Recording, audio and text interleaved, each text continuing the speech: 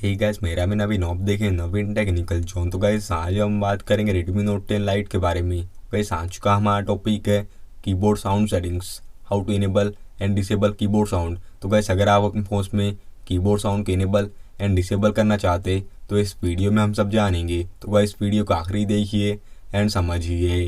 And अभी तक आपने हमारे चैनल को सब्सक्राइब नहीं किया है तो प्लीज़ सब्सक्राइब कर लीजिएगा। तो गाइस बिना टाइम वेस्ट करे यह वीडियो स्टार्ट करते। तो आप अपने फोन में देखिए सेटिंग्स ओपन कर लीजिएगा एंड यहाँ पर पाएगा देखिए एडिशनल सेटिंग्स ऑप्शन पे।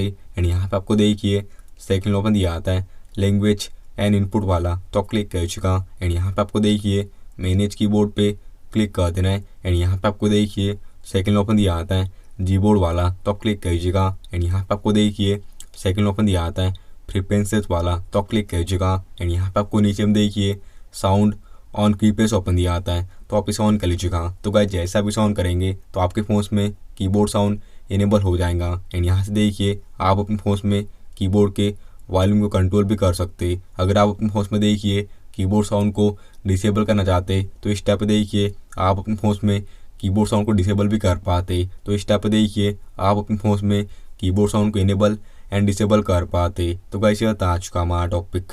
उम्मीद है गाइस आपको वीडियो पसंद होगी। आज के लिए बस इतना ही। Thank you.